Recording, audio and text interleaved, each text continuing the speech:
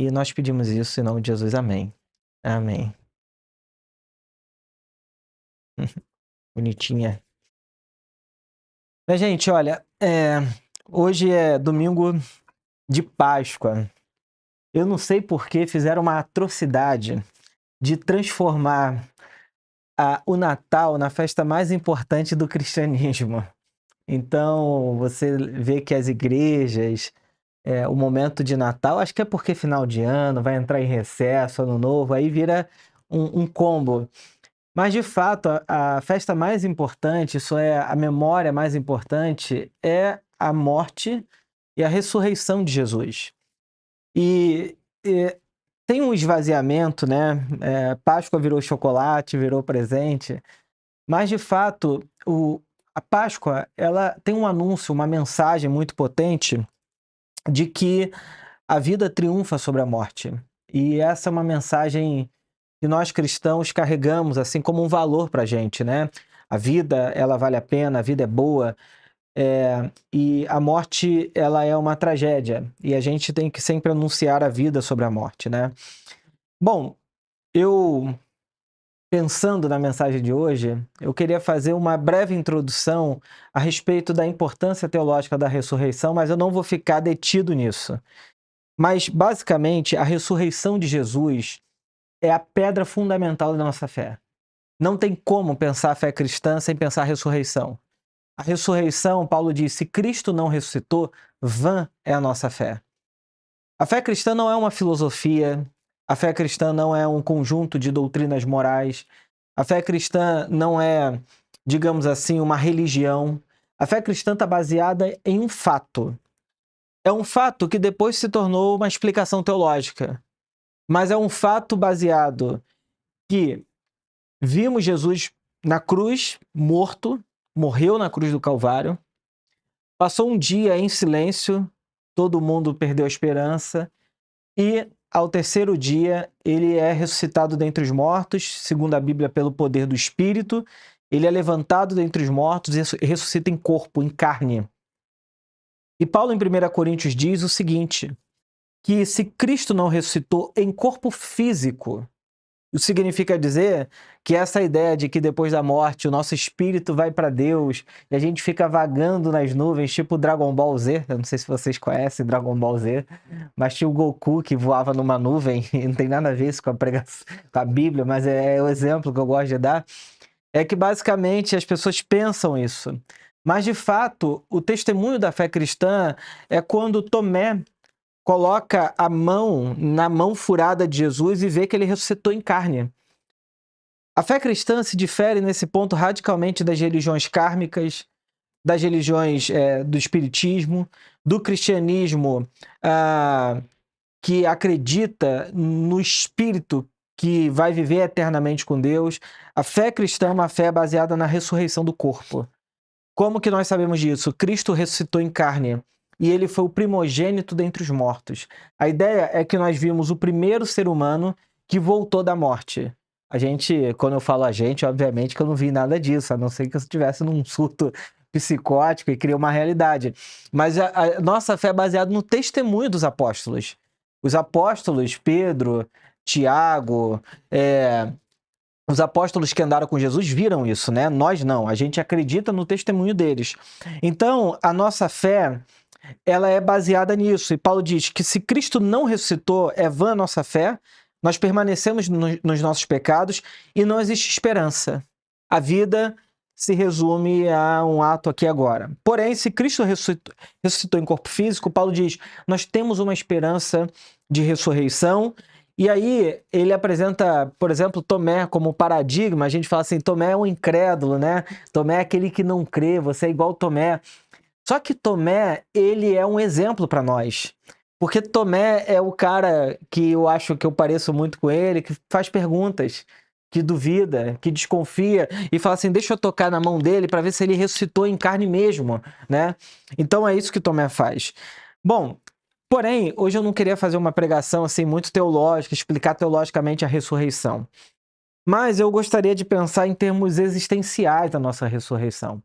Porque, de fato, Tem muita gente que acredita doutrinariamente em ressurreição, mas existencialmente vive como quem estivesse na Sexta-feira da Paixão. A vida, a cabeça da pessoa, a alma da pessoa não acredita em recomeços, não acredita em ressurreição, não acredita em vida. Cristão, gente que lê a Bíblia, gente que ora, gente que acredita em Deus e ainda assim vive como se a vida fosse um vazio, um limite, vive com medo de tudo, com angústia de tudo, e eu creio que a ressurreição é um convite para a vida. Jesus ressuscitou, vamos para a vida, né? Então eu quero ler junto com vocês o Evangelho de João, no capítulo 20, os versos 19 a 23. Então, se vocês perceberam, saiu um pouco da série Desistimos da Igreja, eu pensei até em fazer, mas porque a Páscoa é um momento singular e não tem como eu passar por ela como se não fosse nada. Eu preciso parar nela para a gente refletir um pouco. Diz assim o texto. Ao entardecer daquele primeiro dia da semana, os discípulos estavam reunidos com as portas trancadas. O que tinha acabado de acontecer aqui? Jesus foi morto. Jesus era o líder de um movimento. Pense nisso. Jesus ia de cidade em cidade pregando o evangelho, anunciando o reino de Deus. Ou, como preferem os teólogos latino-americanos, o reinado de Cristo, o reinado de Deus, né? Você imagina o que é conviver com um homem, com uma pessoa que você está doente, ele, pela palavra dele, ele cura. Você imagina o que era uma mãe que viveu e conviveu com um filho acamado a vida toda e de repente Jesus aparece na casa dela e esse menino volta à vida. Ou a família do famoso relato do endemoniado da cidade de Gadara, que vivia dentro de um cemitério, comendo comida horrível, acorrentado, preso, tratado quase que como um espetáculo público de horror. De repente esse cara está são e salvo e foi Jesus que fez isso por ele. Então são exemplos e exemplos e exemplos de pessoas que foram restauradas absolutamente. E obviamente que isso causa um impacto muito profundo na vida de quem teve um encontro com Jesus. De repente, essa pessoa que todos acreditavam que ele era o Cristo, que ia renovar o planeta Terra, de uma hora para outra, no Monte Getsemane, os soldados vêm, prendem ele, levam para julgamento no pretório do Sinédrio judaico, não tem acusação, levam para Roma, né, julgar. Roma também não tem acusação, porque estavam tentando colar nele uma imagem de sedição política, e Pilatos fala, olha, isso é problema de judeus, eu não tenho nada a ver com isso, vocês que se virem com isso. E aí fazem um esquema lá, porque era a ocasião da Páscoa, libertar um e deixar o outro ser preso na cruz. Jesus, então, é preso. Para quem não sabe, a crucificação às vezes levavam 7 dias, 8 dias, uma semana. O crucificado ficava lá agonizando até que ele morresse. Jesus, então, é humilhado. A Bíblia diz que ele fica nu, ele sofre açoites, ele apanha, ele foi violentado de todas as maneiras. Quebram os ossos deles, os soldados espancam ele, literalmente, colocam ele numa cruz, que era um objeto, assim, um símbolo de espetáculo público para que ninguém fizesse novamente aquele horror. E Jesus, então, é colocado na cruz. Você imagina aquela pessoa que todo mundo tratava assim como tendo uma potência, Deus usava Jesus, certo? Porque ele fazia o que ele fazia não porque ele era Deus, mas segundo a Bíblia, porque o Espírito de Deus o empoderou para curar os enfermos, pregar o evangelho. Bom, de repente, aquela pessoa que fazia coisas extraordinárias está colocado num lugar de absoluta fraqueza. A cruz é um lugar de absoluta fraqueza. Provavelmente nu, todo ensanguentado, todo machucado, cuspido. A imagem que os discípulos têm é uma imagem de horror. Porque a admiração que eles tinham era muito grande. E proporcional à admiração veio o pavor, o medo, o espanto. Naturalmente, o que eles tentaram fazer é se descolar dessa imagem. Porque a gente fala assim, Pedro traiu Jesus. Mas, cara, pensa só. Você andava com Jesus. De repente, essa pessoa que parece ser invencível é presa, torturada, morta pendurado numa cruz, e pergunto, você andava com ele também? Você vai dizer que não, sinceramente. Você vai falar, você vai se misturar pensando, se eu falar que eu andava com ele, é provável que ele me prenda e faça a mesma coisa comigo. Aí já diz o ditado, né? Gato escaldado tem medo de água fria. Porque é um fato. O pavor que tomou conta da cabeça deles, do coração deles, foi muito grande. Por isso que diz que ao entardecer daquele primeiro dia da semana, é provável que nós estamos falando aqui do que nós chamamos hoje de domingo, né? Porque os judeus não chamavam de domingo naquela época, mas de domingo. Os discípulos estavam reunidos com as portas trancadas. Imagina, hoje nós temos janela, a nossa casa é arejada, liga o ar-condicionado, ou ventilador, a casa é outro esquema. Naquele tempo, as casas eram praticamente assim, pedra, frias, lugares que não se parecem nem um pouco aconchegante com os nossos lugares hoje.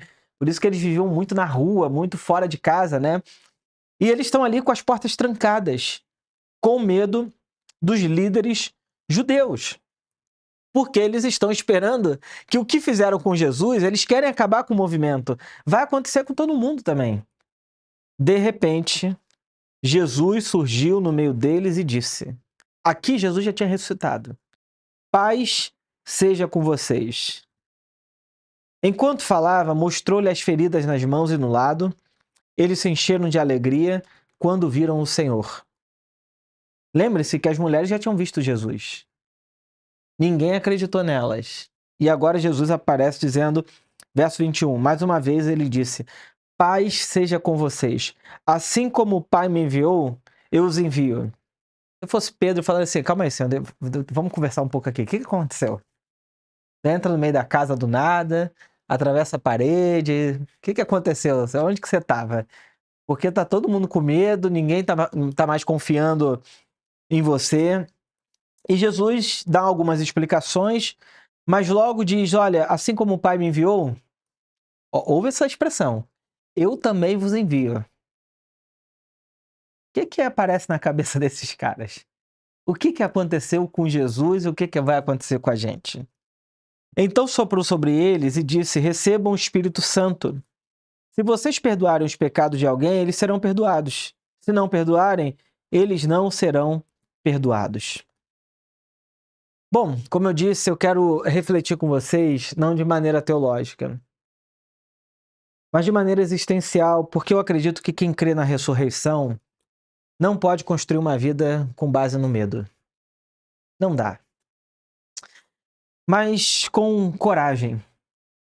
E eu penso que Deus, apesar de para muita gente ser uma pessoa, um ser, uma imagem, uma energia que causa medo e pavor, assombro, Deus, quando a gente olha para a Bíblia, ele nunca nos assombra, mas Deus sempre encoraja a gente. Você olha para a história bíblica, a expressão ser corajoso, ser forte e corajoso, Deus fala isso para Gideão, Deus fala isso para Josué, Deus fala isso para Moisés, Deus fala isso para Davi, Deus fala isso para várias pessoas e Deus também fala para os discípulos: não tenham medo, não tenham medo, agora vão e façam a mesma coisa, porque a casa do medo, essa casa que às vezes habita o nosso coração, não é um lugar para se viver. E eu não tenho dúvidas de que Deus sempre nos tira do lugar do medo. Bom, na vida, todos nós passamos por inúmeras transformações. Você nunca imaginou estar numa igreja chamada Viva no Leblon. Duvido. Fala assim: Herbert, eu imaginei, aos meus 7 anos de idade, eu estava olhando para o céu, vi uma nuvem e falei, tal idade. Você nunca imaginou. A gente não tem como, digamos assim, imaginar a vida, as coisas boas e as coisas que a gente vai ter que enfrentar. Ela é o que é. E a vida, ela sempre vai exigir da gente coragem. O Guimarães Rosa fala isso, né? O que a vida exige de nós é coragem.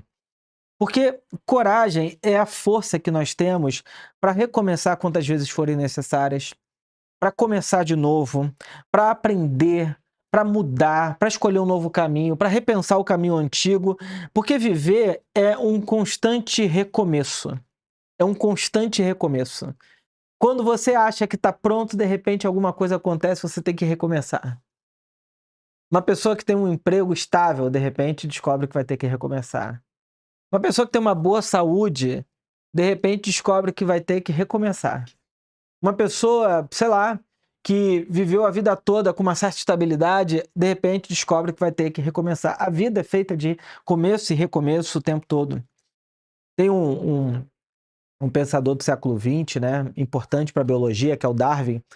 Ele traz uma coisa do mundo, do reino animal, do mundo biológico, muito interessante. Ele fala que as espécies que sobrevivem ao longo do tempo não são necessariamente as mais fortes, mas aquelas que melhor se adaptam ao ambiente. Então, a capacidade de se adaptar é mais importante do que a capacidade de, de exercer força sobre alguma coisa. Muitas das vezes, a gente pensa assim, seja forte. Eu acho que essa expressão está errada. Porque o que deveria acontecer com a gente não é seja forte. É o que você, da experiência que você viveu, pode elaborar e continuar existindo. Não é uma questão de força, é uma capacidade, na verdade, de você ser, uma palavra que a gente usa hoje, né, que foi tirada do mundo da física e aplicada agora ao mundo emocional, é a capacidade de ser resiliente.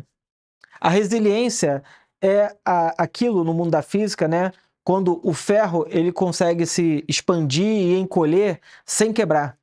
Ele está sendo resiliente. O ser humano precisa ser resiliente também o tempo todo. Porque se a gente for duro demais, a gente quebra. E se a gente for flexível demais também, a gente não fica em pé nunca. Então, essa capacidade, essa atenção, ela é extremamente necessária para a vida. Então, para a gente recomeçar, é necessário primeiro aceitar mudanças. E com coragem. Uma pessoa resistente à mudança é uma pessoa que dificilmente vai crescer. Quantas pessoas a gente não conhece que permanecem na mesma vida e se você encontrar elas, você parece voltar 20 anos atrás, 15 anos atrás. E não é porque ela não experimentou pequenas mudanças, é porque muita gente tem muito medo de tomar decisões mais sérias para sua vida. Então, aceitar recomeçar, aceitar mudanças, exige de nós coragem. E aí eu vou trazer uma frase do Rubem Alves, que foi um teólogo, um pastor presbiteriano há muito tempo, mas depois se tornou poeta, né? Psicanalista e poeta. O Rubem Alves diz assim: mudar é reformar a casa com a gente dentro dela. Tudo fica fora do lugar. O transtorno gerado com a poeira, o cheiro de tinta, as batidas do martelo, nos conduzem a recuar e permanecer com a comodidade do óbvio. Porém, ele vai dizer o seguinte: quem ousa mudar, aos poucos, o que era transtorno vai ganhando contorno de lar e o que se vê causa alívio e admiração. Alguém já fez obra morando na casa? É terrível. É muito ruim, dá uma tristeza, assim. Primeiro que tem um monte de gente trabalhando na sua casa, aquela poeirada, depois tu pensa, acabou a obra, eu vou ter que fazer outra obra de limpar essa casa inteira. É um transtorno enorme, né? Então, a realidade, ela sempre pode causar duas coisas na gente. Primeiro é pavor. A gente começar a olhar para a realidade com medo enorme dela. E a história que a gente acabou de ler, ela é exatamente isso. Eles estavam certos de estarem com medo e apavorados? Estavam. O líder deles foi trucidado pelo sistema. Então, eles têm razão de estarem com medo. Por outro lado, eles estavam errados de se trancarem no pavor e no medo? Também estavam. Percebe que as duas afirmações, as duas questões fazem sentido? O medo de estarem apavorados pela realidade externa e, por outro lado, o erro de continuar apavorado com a realidade externa. A gente sempre vai ter que escolher entre a coragem de enfrentar o medo ou o medo dominar a gente e a gente recuar e não tomar decisões de coragem, ficar ali com medo, estagnado, parado na nossa vida. É muito interessante porque a história da Páscoa, a primeira Páscoa foi feita lá no Êxodo, com Moisés. Páscoa, a palavra hebraica é Pessah, é salto, travessia, isso é Páscoa. É quando o povo de Israel atravessou o Mar Vermelho.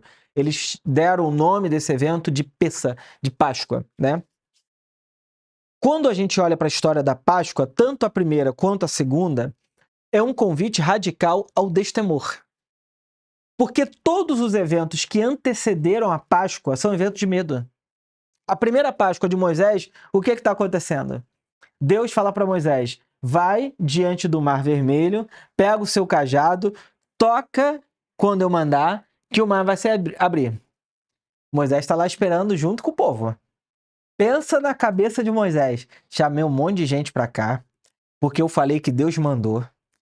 E um monte de gente veio atrás de mim. Eu tô aqui diante do Mar Vermelho e Deus não falou nada. De repente, olha para trás, uma cavalaria assim do Egito. Você acha o quê? Vou ser trucidado. Eu ouvi errado, tô maluco. Vou morrer. Vou morrer aqui, tendo chamado um povo que não tem arma, não tem nada, um bando de escravo que veio do Egito. O que vai acontecer? Eu trouxe todo mundo para a morte. E aí Deus fala, ele toca, o mar se abre, o povo passa.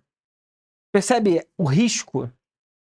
A Páscoa cristã tem um risco enorme também. A história que está de background aqui é a história de Jesus sendo trucidado. E aí você agora vê Jesus, maneiro, e o medo que fica de aceitar o desafio que Jesus está falando. Agora vocês receberam o Espírito, vão perdoar as pessoas, agora vão. Saiam da casa. Foge daí. Bom, a Páscoa é um convite radical ao destemor. É um convite radical à coragem e à fé. Por isso que Páscoa é salto, é travessia da vida sobre a morte.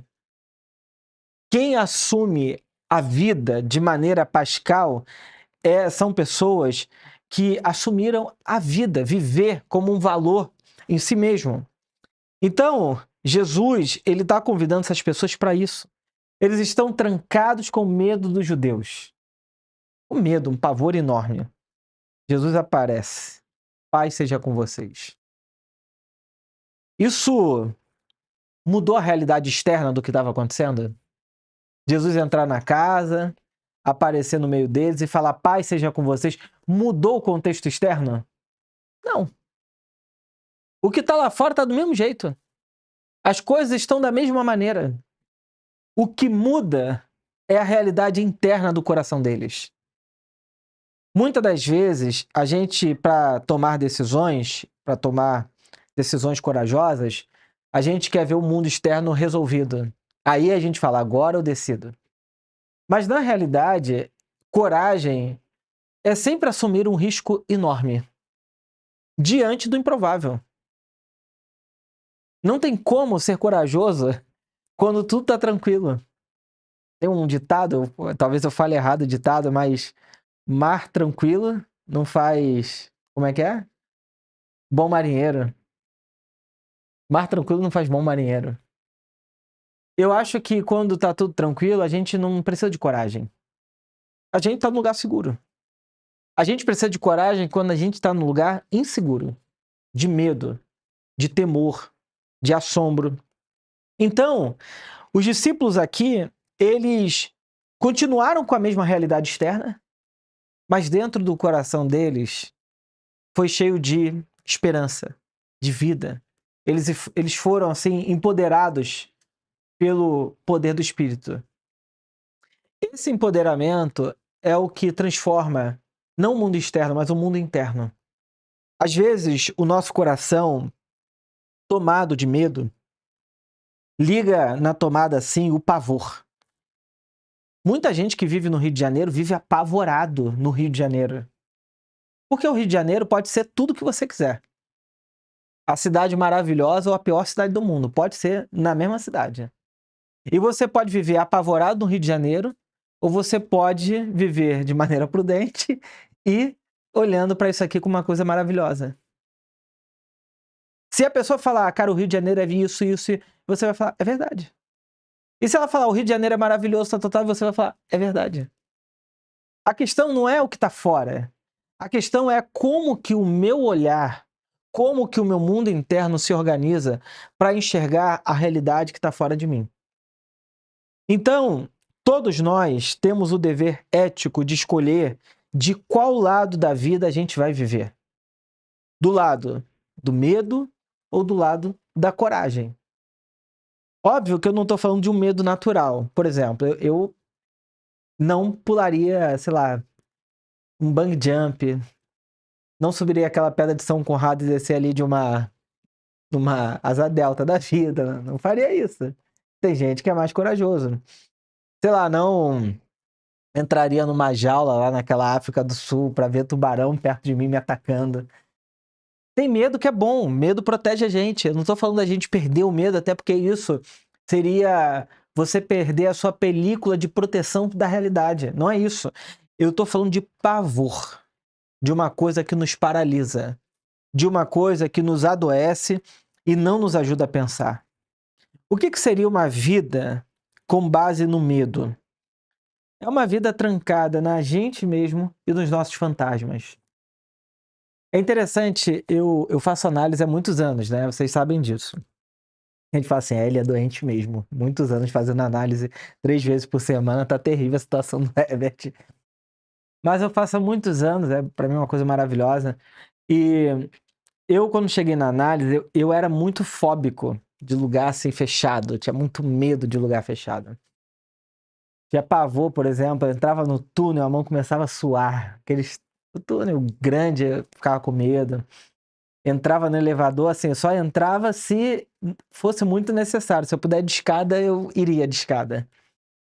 E é interessante como que, na minha análise, eu fui percebendo que o medo, o pavor externo que eu tinha, as fobias, era, na realidade, uma projeção do meu mundo interno apavorado. Uma criança interna dentro de mim, extremamente medrosa. E como que eu ia criando fantasias na minha cabeça de pavor quando eu estava naquela situação. E eu lembro que eu percebi assim, poxa, a análise fez efeito no dia que eu e uns amigos, a gente estava em Angra, e um amigo resolveu falar o seguinte, cara, vamos numa gruta? Eu falei, numa gruta? Vamos. E aí era uma gruta, você descia, e lá no final era o oceano, assim. Então não tinha saída para o oceano, porque se você saísse, você entrava no fundo do mar, ou voltava pela gruta. Eu fui descendo tranquilo, de repente eu cheguei no momento em que eu tinha que descer na pedra, e a pedra ficava assim na minha cara. E alguns metros descendo aquilo ali para ver aquele fundo azul maravilhoso do oceano. Eu desci e eu falei assim, como é que pode a mesma pessoa mudar tanto a ponto de descer numa gruta, fazer mergulho, fazer coisas que eu nunca faria, ficar preso no elevador, né? A gente tava em São Paulo, mas o elevador parou, acabou a luz no bairro inteiro. Eu fiquei, sei lá, 1 hora, não sei quanto tempo foi aquilo, no elevador, calmo, tranquilo, porque na realidade o que me apavorava não era a realidade externa, era o meu mundo interno. E isso é muito importante a gente saber quando que o nosso medo ele é real ou imaginário. E quando eu falo de imaginário, eu não estou falando assim de uma coisa insustentável. Estou falando daquilo que nos apavora de dentro para fora. Então, o medo ele causa uma vida sem dinâmica. Ele paralisa a gente, é uma vida sem realização.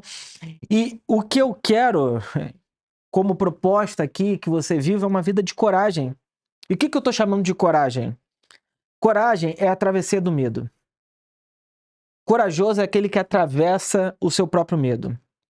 Quantos cristãos você conhece que lê a Bíblia, oram, jejuam, cantam louvores, frequentam a igreja e vivem dominados pelo medo?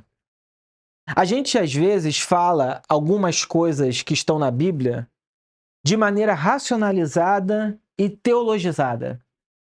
Ressurreição, vida, ele veio nos dar vida.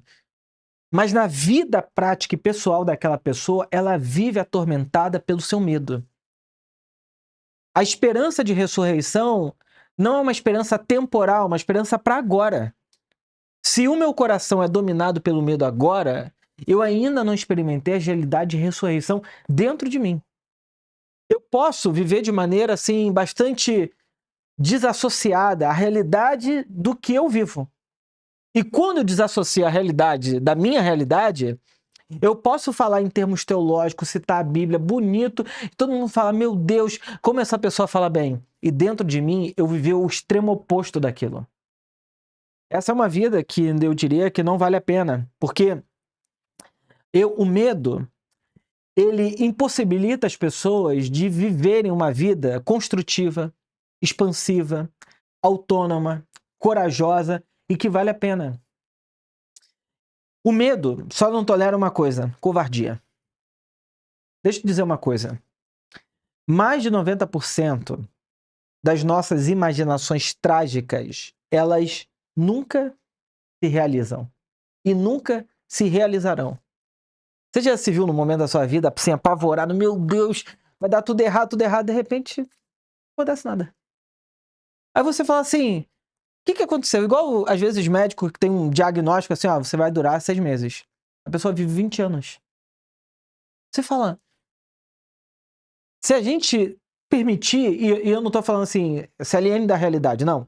Eu tô dizendo, nem tudo aquilo que a gente imagina como tragédia vai acontecer. Quando você pega um avião, o que você pensa? Pode cair. Quantas vezes já caiu contigo? Fala aí. Nenhuma. E a nossa cabeça pensa essas coisas o tempo todo. Por quê? Porque a gente está o tempo todo projetando na realidade os nossos pavores, os nossos medos. Os discípulos, eles saíram daquela casa, sabe o que aconteceu com eles? Nada. Nada. Os líderes religiosos não estavam nem preocupados com eles. E na cabeça deles, tá todo mundo me olhando e todo mundo me perseguindo, todo mundo vai me destruir. Então existem vários projetos de vida que não se realizam por medo, por insegurança. Às vezes porque o nosso coração precisa de ressurreição. E aí a covardia, ela é um problema moral grave. E por quê? Porque a covardia, ela causa na gente uma espécie de uma vida ressentida. Ressentimento é um problema sério. É um adoecimento da alma. O ressentido, ele é aquela pessoa que não vai à luta e culpa alguém porque ele diz assim, mas fulano não me permitiu ir à luta. Alguém não me permitiu fazer o que eu queria fazer. Meu pai, meu marido, a minha esposa, minha mulher, meu filho, minha filha, eu não fiz porque alguém não deixou. O ressentido é aquele que vive a vida toda dizendo que um outro não permitiu ele viver a própria vida. E aí ele se ressente, né? Ele sente novamente esse impedimento de ter tomado, ou deveria ter tomado, e não tomou as decisões que deveria ter tomado. Por isso que o ressentido, a Maria Rita Kell, que é uma psicanalista de São Paulo, diz o seguinte: o ressentido é reativo.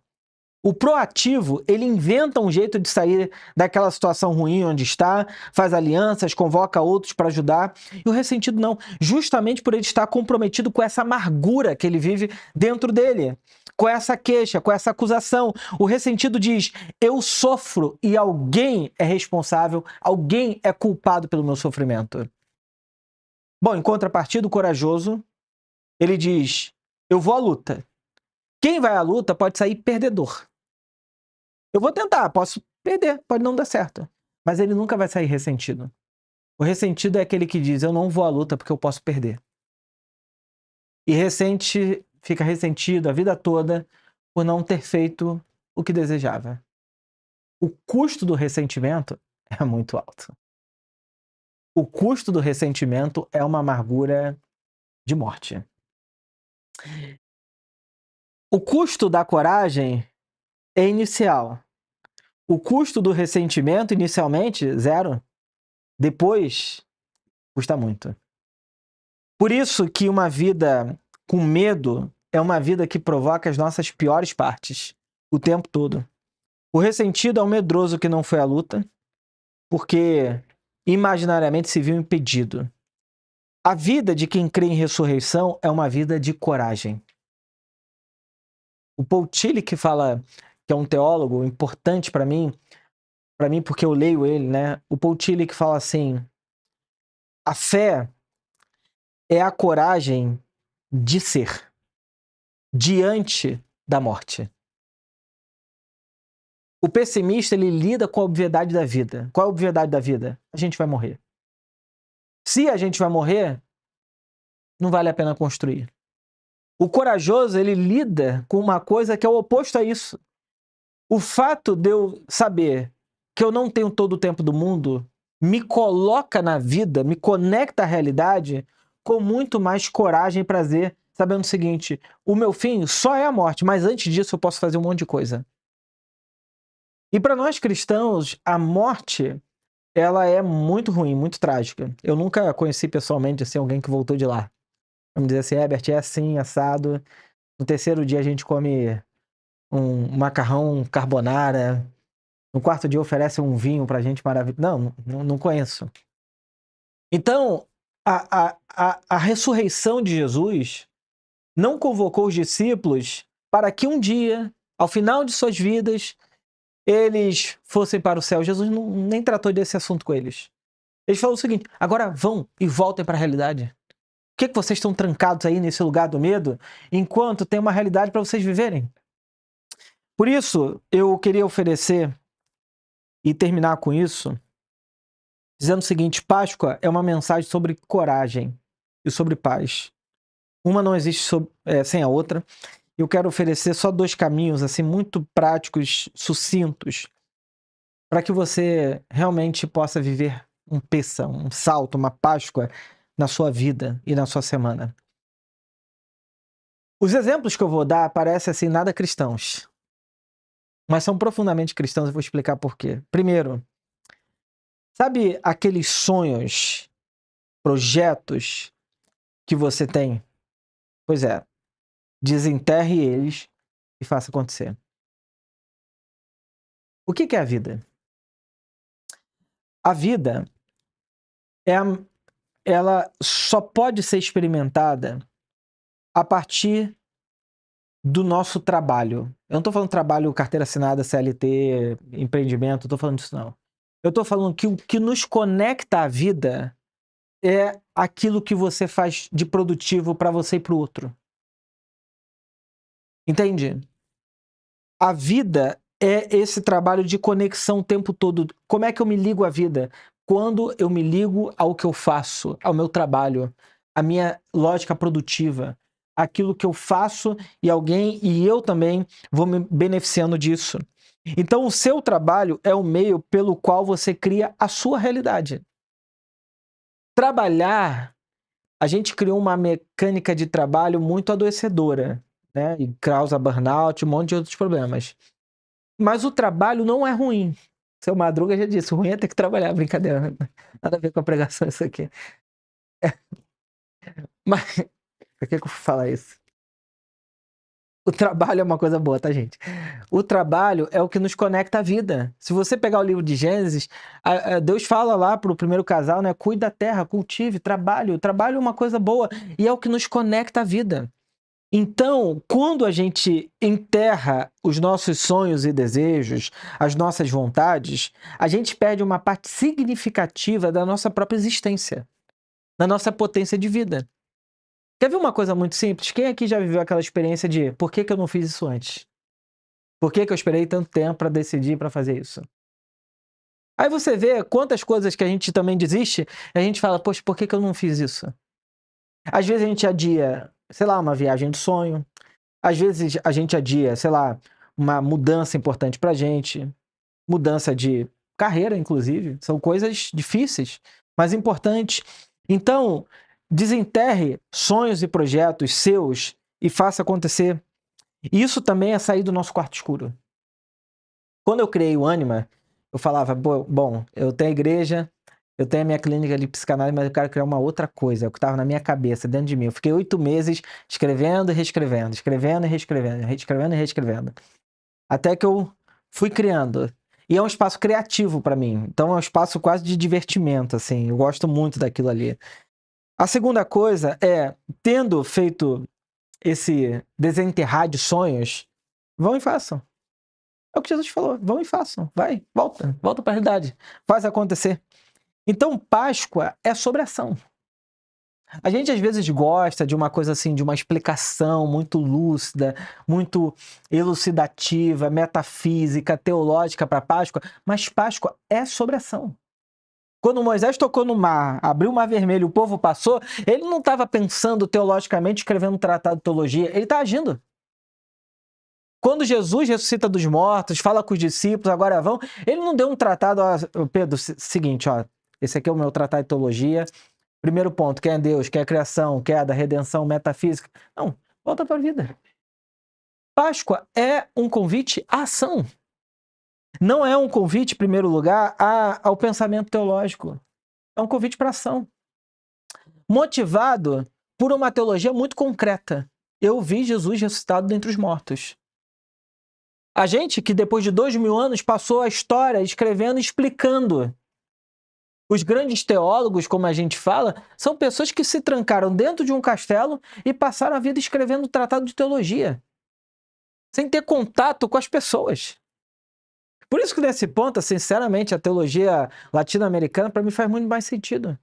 Porque ele diz o seguinte, ó, a teologia se faz com o pé no chão da realidade. A cabeça pensa a partir de onde o pé pisa. Se é assim que faz teologia, eu preciso estar em contato com gente real, com a vida real. E não desconectar da vida real, preso dentro de um castelo, pensando sobre Deus, escrevendo, tendo as experiências mais de catarse possível, e falar, Deus é esse espírito transcendente. Parece que eu viro um monge budista. Não. É a vida real que me coloca em contato com a experiência da fé. E não o contrário. Por isso que a gente tem retiro aqui na vida, na Viva, de famílias. Ano passado teve, esse ano vai ter. Alguém que vai para o nosso retiro pode achar pouco espiritual, porque tem muito espaço de relacionamento, o pessoal vai para culto da fogueira com uma taça de vinho na mão, a gente tem espaço de oração, de reflexão, tem tudo. Mas, o que eu estou dizendo? Eu estou dizendo que se a gente não aprende a viver de verdade, a nossa fé não tem serventia para nada. Para nada. É um produto intelectual que vira debate de podcast, igual às vezes eu vejo, debate de rádio, por isso que eu parei de ir pra televisão gravar debate. Eu gravava na TV Boas Novas, fiquei alguns anos gravando, eu falei, cara, isso aqui não serve pra nada. Vai um monte de pastor, cada um debatendo o seu próprio tema. E teologia se faz no show da vida, da realidade. De gente que, inclusive, tá nem pensando sobre Deus. Então, eu diria que Páscoa é sobre perder o medo e o pavor e viver. Voltar para a vida. Construir seus sonhos, projetos, trabalhar, viver a vida com dignidade e olhar para a sua própria história e falar o seguinte, Deus está comigo vivendo isso tudo. E mais do que isso, Deus não está lá. Porque o que Jesus fez quando ele sopra o Espírito Santo é não dizer mais Deus está lá, Deus está com a gente. Então eu parei de buscar Deus quando eu entendi que Deus está. E eu comecei a me preocupar mais em perceber do que procurar, buscar, mas perceber. Ter olhos sensíveis, ouvidos sensíveis, uma alma sensível para perceber Deus. Deus está. Não lá, aqui. Quando sair daqui, o tempo todo. Em nós, através de nós, ao nosso redor, o tempo todo. Então é isso, Páscoa é sobre destemor e coragem para viver. Que Deus nos abençoe a nossa semana, abençoe nosso trabalho, nosso descanso. Tem um feriadão pela frente. E ótimo domingo para vocês.